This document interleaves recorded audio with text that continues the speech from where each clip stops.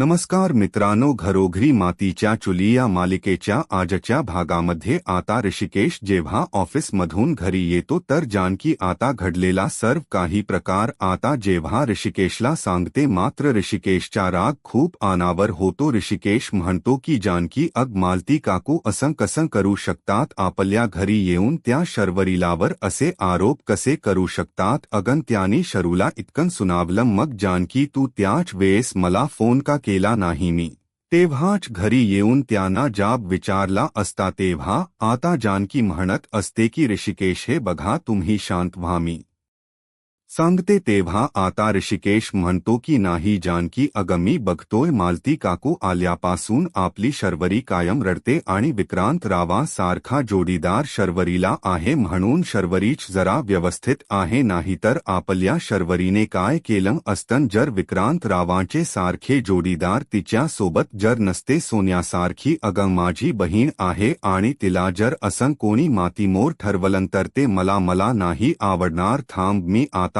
एक फोन करतो त्यांना.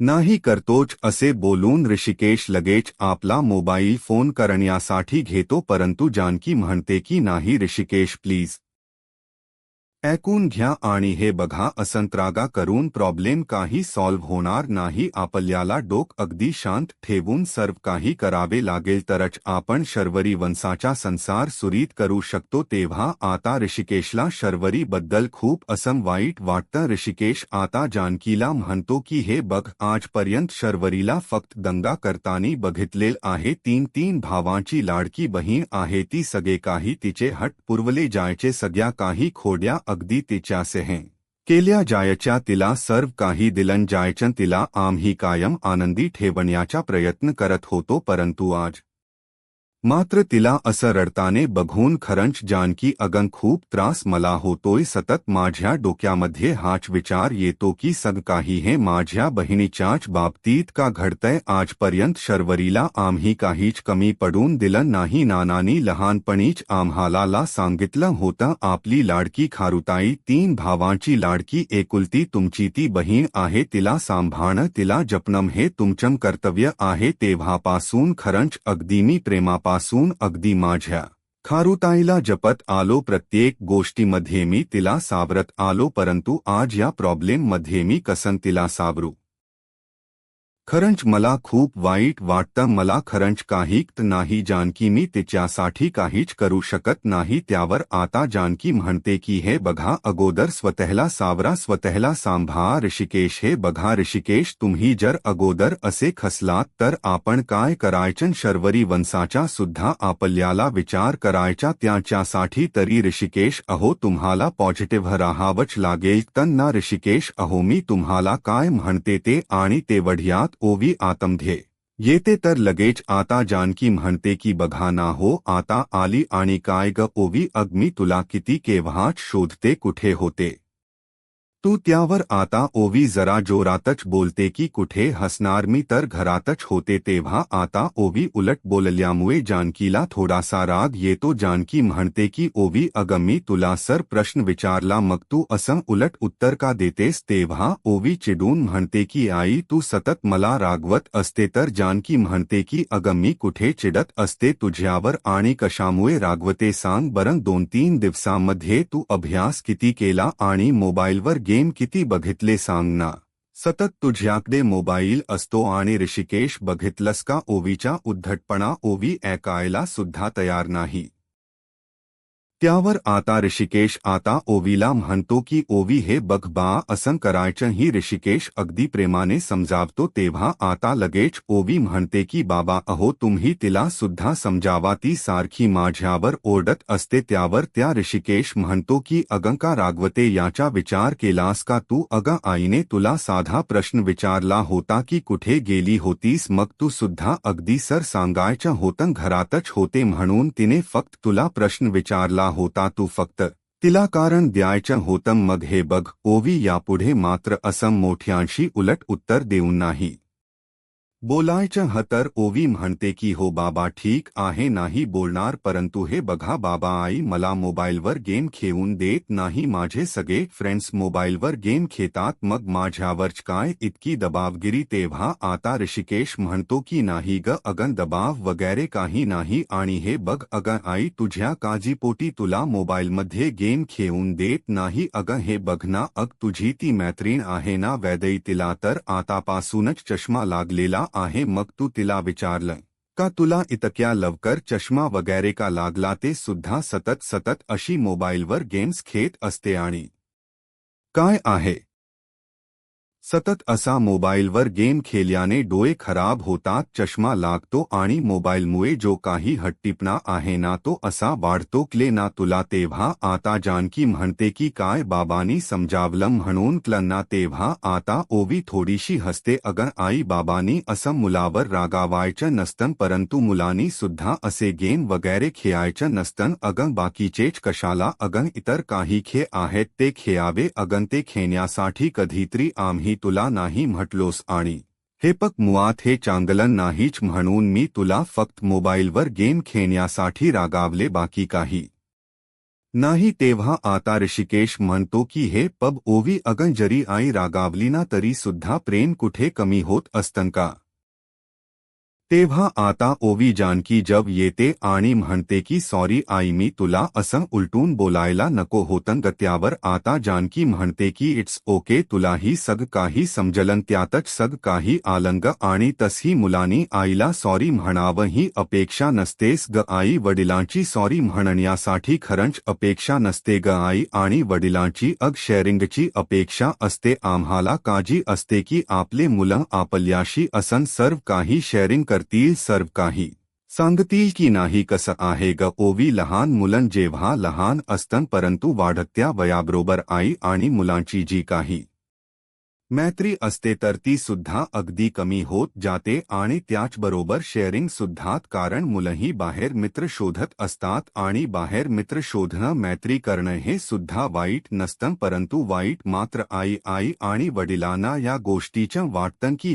मुलं हे आईबरोबर जे काही शेअरिंग करत असतात तर ते कमी करतात तेव्हा ते गोष्टी शेअर करतच नाही कारण आम्हाला मुलांची सवय झालेली असते की मुलं शाळेतून आल्यानंतर आई हे झालं क्लासवरून आल्यानंतर आई ते झालं आणि कुठे मुलंही पिकनिकला गेले तर आता तेथून आल्यानंतर आता मुलं लगेच म्हणतात की आई अगं तुला माहिती आहे का काय झालं हे सग काही ऐकण्याची अगं ओवी आम्हाला सवय झालेली असते आणि त्या मुलांत शेअरिंग कुठेतरी कमी झालं आणि ते शेअरिंग आपल्याबरोबर झालंच नाही मग मम्माला सुद्धा थोडसं इन्सिक्युअर वाटतं वाईट वाटतं तिच्या मनाला तेव्हा आता जानकीला थोडसं वाईट वाटलेलं असतं जानकीचा चेहरा इतका भावुक झालेला बघून ओवीला सुद्धा वाईट वाटतं ओवी म्हणते की का आई अगं का असं वाटतं जानकी म्हणते की कारण आई आपल्या मुलांशी खूपच जव असते हे बघ ओवी अगं मुलं मोठी होत जातात परंतु आई कधीच मोठी होत नाही ग हे बघ ओवी लहानपणापासून मी अनाथ आश्रमात वाढले माहिती नसते नव्हते की आई कशी असते आईचं प्रेम कसं असतं बघ अगं ज्या दिवशी मी एक आई झाले एक गोड आणि छोटसं फुलपाखरू माझ्या आयुष्यात आलं त्या दिवशी मला कळलं की आई काय असते आईची माया काय असते आईचं प्रेम काय असतं आणि आईची भीती काय असते हे त्या दिवशी मला कळले हे जिवंते फुलपाखरू माझ्या आयुष्यात आल्यापासून रोज मी जगते आता हे सर्व सांगत असताने जानकीचे डोळे भरून आलेले असतात तेव्हा ओवी अगदी प्रेमाने आपल्या आईकडे बघत असते आणि ऋषिकेश सुद्धा अगदी मुग्ध होऊन तो ऐकत असतो जानकीचे डोळे खूप अगदी पाणवलेले असतात तर आता ती ओवीला म्हणते की अगं तुझ्यामुळे मी आई झाले माझ्यातील स्त्रीला आई अनुभवता आली मुळे माझ्यासाठी हे जगातील आई आणि मुलीचं नातं सर्वात बेस्ट आहे आपलं हे नातं ओवीच्या हात आता जानकी घट धरते आणि ओवीला परत समजावते की हे बघ जर तुला काही लागलं दुखलं खुपलं तर आम्हालाच वाईट वाटतं जानकीच्या डोळ्यातून असे अश्रुक्त असतात आणि ओवी आता आईचं ते बोलणं ऐकून तिच्या चेहऱ्यावर एक वेगळाच आनंद येतो तिला सुद्धा आपल्या आईच्या डोळ्यातील पाणी बघून डोळ्यात पाणी येते. जानकी आपल्या डोळ्यातील पाणी पुसते आणि ओवीला म्हणते की हे बघ आपल्या हे तसंच तुझ्यासाठी आणि तुझ्या चेहऱ्यावरच तो आनंद बघण्यासाठी काहीही करू शकते, अगदी काही पण करू शकते. तेवढ्यात आता ओवीला इतकं आता आईविषयी प्रेम वाटत ती घट्ट अशी आपल्या आईला मिठी मारते. दोघी मायलेगीच ते प्रेम बघून आता ऋषिकेच्या डोळ्यात सुद्धा पाणी येतं. तेव्हा आता त्या दोघींनी तर मिठी एकमेकींना मारलेली असते तर ऋषिकेश सुद्धा अगदी त्याच्या जवळ येतो आणि त्यांना घट्ट मिठी मारून हे त्रिकोणिक कुटुंब आज इतक्या आनंदाने एकत्र येते. त्यानंतर आता इकडे या ऐश्वर्याच्या भलताच काही वेगळा प्लन सुरू असतो.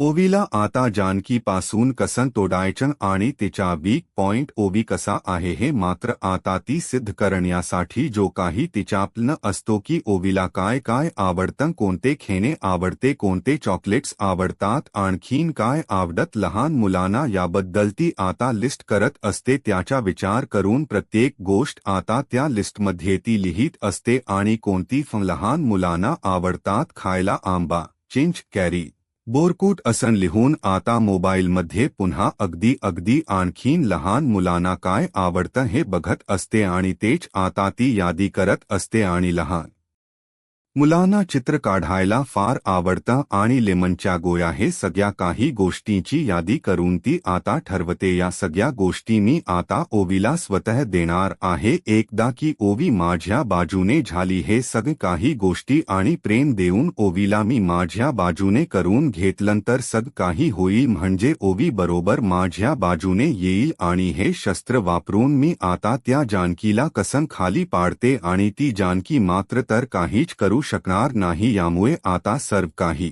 आठवून ऐश्वर्याला खूपसं वेड्यासारखं हसायला येत असतं आणि त्यानंतर आता तिच्या डोक्यात येतो की ओवीला केक तर फार आवडतो म्हणून केक सुद्धा ती आता त्या लिस्टमध्ये लिहिते आणि तेवढ्यात आता ऐश्वर्या हसतच असते. सारंग तिथे येतो.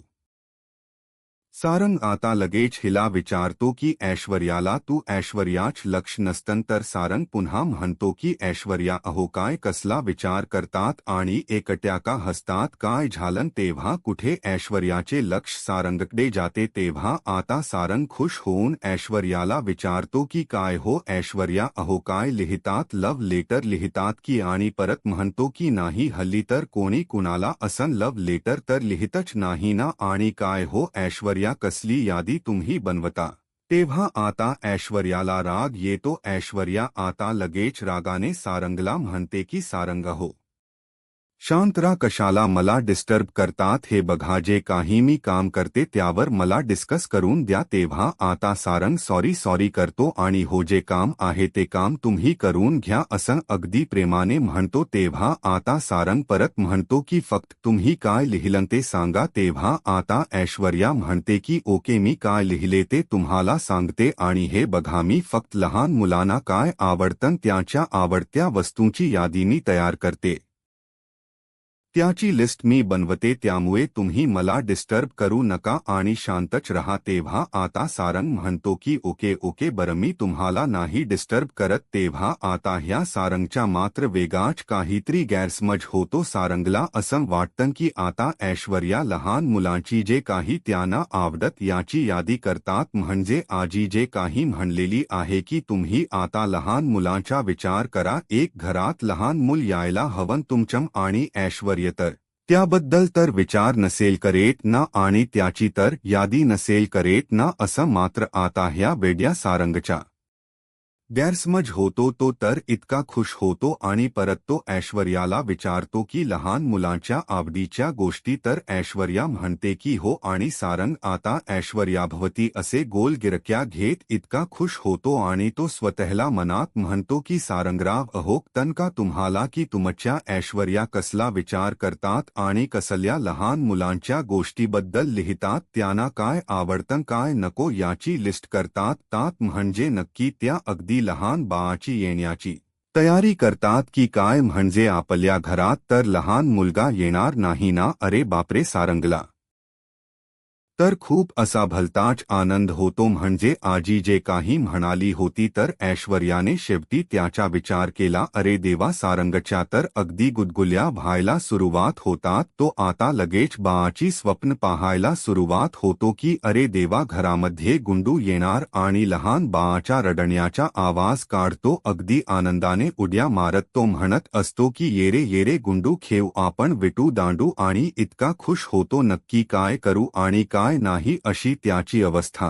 होते. तो लगेच आता बेडवर अगदी जोरात उडी घेतो आणि अगदी आनंदाने उड्या मारत असतो. तेव्हा वर्य विचारते की अहो काय काय झालं, पडलात की काय? तेव्हा आता सारंग लगेच हसून म्हणतो की कुठे काय पडलो वगैरे नाही, आणि परत तितका लाजतो, स्वतःशी हसतो. काय त्याला इतका आनंद झालेला असतो, कारण ऐश्वर्या ओवीसाठी हे सर्व करते आणि तो भलताच गैरसमज करून बसतो असतो. आता ऐश्वर्या म्हणत असते की हे बघा तुमचं काय चाललं, तुम्ही कशाला मला उगाच डिस्टर्ब करतात? तेव्हा आता ऐश्वर्या मोबाईलमध्ये बघून ती यादी करत असते, परंतु सारंग तर इतका हसून स्वतःशी अगदी नाचत वागडत असतो. तेव्हा आता ऐश्वर्या सारंगकडे बघते आणि सारंगकडे बघून तिला वेगाच धक्का बसतो. तेव्हा ती परत आता त्या सारंगकडे लक्ष देत नाही आणि आता मोबाईलमध्ये ओवीला आणखीन काय काय गोष्टी आवडतात याची ती चेक करून यादी करत असते, आणि सारंग नंतर इकडे अगदी उड्या मारत असतो आणि सारंगच उड्या मारायचं काम हे सुरूच असते. त्यानंतर मात्र आता इकडे शर्वरीला अजूनपर्यंत काही झोप येत नसते. आता विक्रांत झोपी गेलेला असतो, परंतु शर्वरी बिचारी मात्र रडत असते आणि सारखं आता की मालती जे काही बोललेले आहे की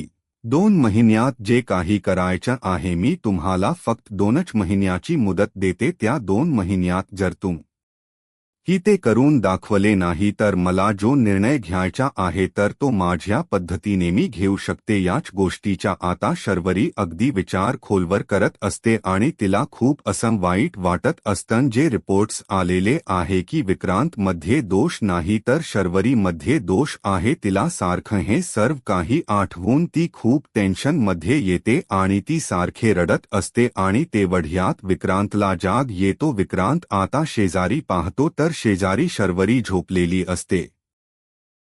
शर्वरी खिडकी जवळ बसून आता खूप रडत असते तर विक्रांत उठतो आणि विक्रांत आता शर्वरी जवळ येतो आणि शर्वरीला म्हणतो की अगं शर्वरी का रडतेस का, स्वतःला इतका त्रास करून घेते? तेव्हा आता शर्वरी डोळ्यातील पाणी पुसते आणि विक्रांतला म्हणते माझ्यामुळे तुझं आयुष्य बर्बाद झालं विक्रांत, मला खरंच खूप वाईट वाटतं की माझ्यामुळे तू कधीही बाबा नाही होऊ शकत, मीच याला कारणीभूत आहे. त्यावर विक्रांत म्हणतो की शरू अगं हे बघ काही कसं बोलतेस ग, अगं काहीतरी नक्कीच चांगला मार्ग निघेल ना, तू कशाला इतकं टेन्शन घेतेस वर? आणि हे बघ तू इतक टेन्शन घेऊ नको, ह्या सगळ्यामध्ये आपण एकटे नाहीत तर ऋषिकेश दादा, जानकी वहिनी सग काही तुझं कुटुंब आपल्या सोबत आहे आणि ही सगळी माणसं आपल्या सोबत असताना तू कसलं टेन्शन घेतेस? टेन्शन घेऊ नकोस, हे बघ तू काळजी करू नकोस, आपण एखाद्या डॉक्टरांकडे जाऊयात, चांगल्या डॉक्टरांची ट्रीटमेंट घेऊयात आणि नक्की काहीतरी होईल. तेव्हा आता शर्वरी रडत म्हणते की विक्रांत हे बघ, खोटी आशा मला दाखवू नको, हे बघ हे सगळे काही माझं कुटुंब ही